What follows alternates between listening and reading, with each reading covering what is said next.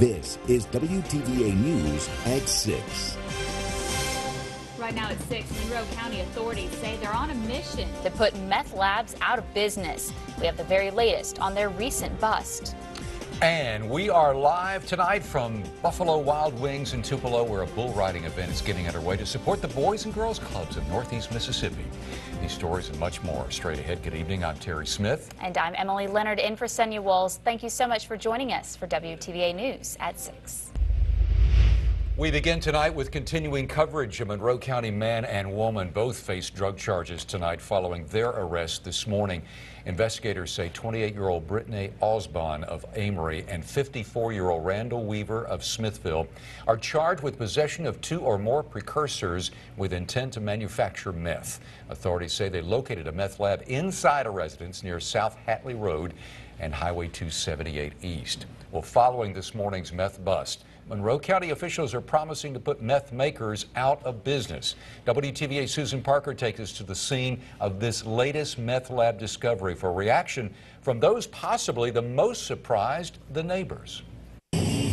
Opal Barnett operates a convenience store just a stone's throw from what officials describe as a crystal meth lab. Several customers had told us, "What is that smell?" And I'm going, I don't know, somebody must have tracked in something. Nothing was tracked in, but there was tracking of another sort in the works. Investigators have been looking for meth labs, and they say they found a 5th one here. The sheriff says the first thing someone will do when they're cooking up crystal meth is to burn a pile of debris. That's, of course, to mask the smell so that the neighbors don't know what's going on. They were presently in there cooking drugs, had already cooked drugs before we got here. We're still making drugs and cooking drugs in there, had all the precursors to make more drugs, do shake and bake labs, just different items. Hours after the early morning bust, they continued to find ingredients which the sheriff says are used to make meth, like fertilizer. We put these people out of business. A statement he also uses when referring to the people who used to live at this home in the Lackey community.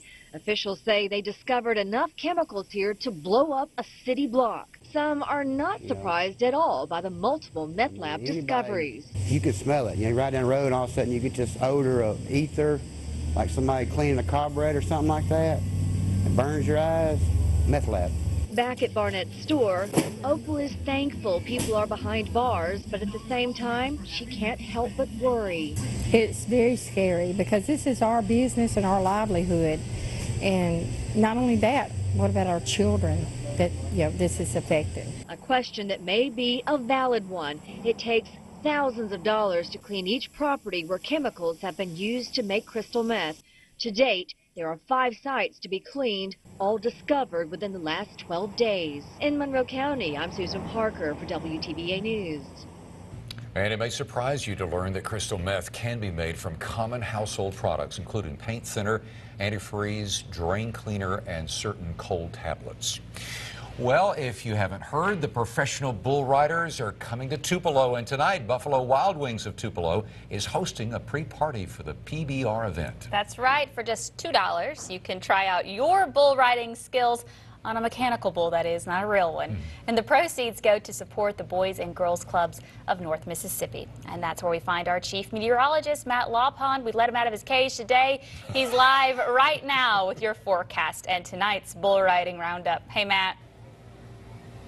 Yes, we are live here at Buffalo Wild Wings in Tupelo. I'm still debating whether or not I'm going to get on the thing. We've had a steady stream of children and adults, meaning it's safe for all ages, and for a donation you can help out a great cause such as the Boys and Girls Club of North Mississippi. And so it'd be a great thing to come on out. I might go, or we might have a special guest that gets on there.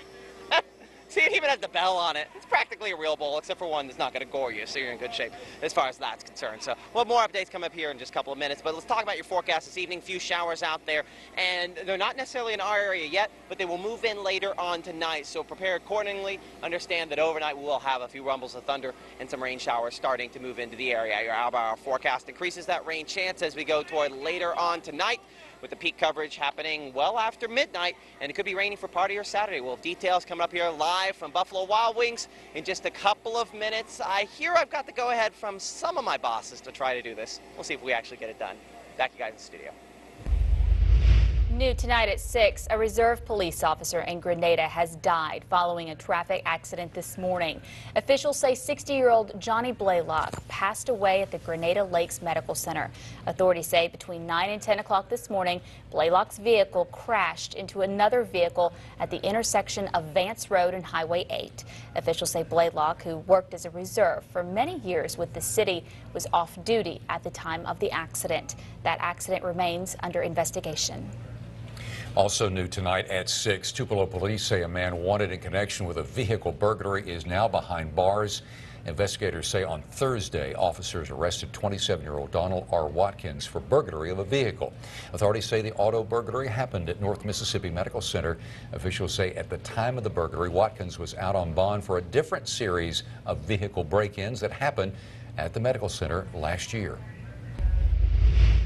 We have some new information tonight. We first told you last night on WTVA News at 6 about some changes in security at Tupelo High School and how they will affect students and visitors. This evening, WTVA's Javante Ingram looks at a change that will affect how campus security officers do their job.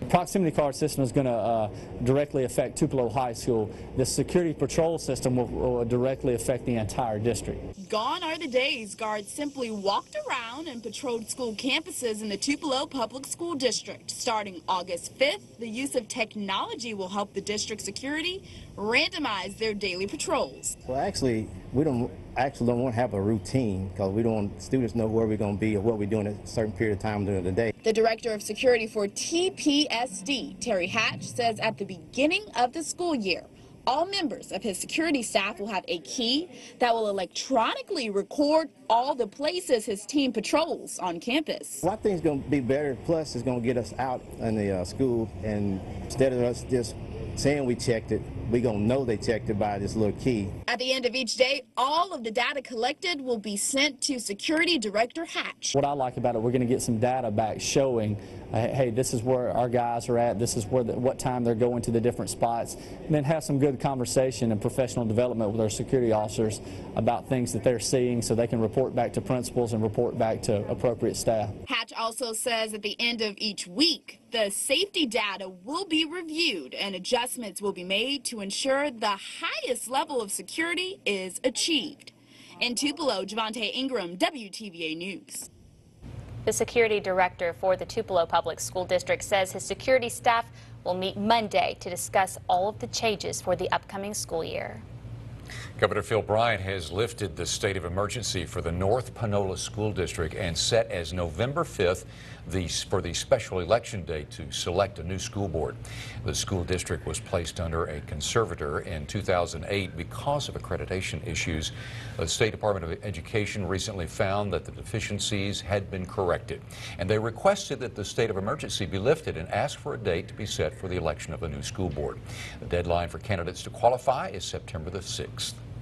Water and sewer customers of Columbus Light and Water with delinquent accounts will have until August 23rd to pay what they owe. Columbus Light and Water General Manager Todd Gale says the company is trying to collect unpaid bills that were charged against bad debt beginning July 1st of last year through June 30th of this year. Gale says all penalties will be waived if accounts are paid in full. Light and Water says outstanding balances range anywhere from $3 to $934 from 477 customers for a grand total of $68,000 owed. Well, coming up, more changes are being made to help preserve this county's history. Find out how expansion for the Union County Heritage Museum will keep the past alive. Plus, it's a project that's been in the works for months, but it's finally near completion. We have the facts on when the new Tanglefoot Trail is set to open. Have we mentioned the football season is right around the corner? A couple of ICC wide receivers received some preseason honors today. We've got the details. Plus, one former North Pontotoc archer has made a bit of history for our area. That and more a little later in sports. WTVA News at 6 continues right after this.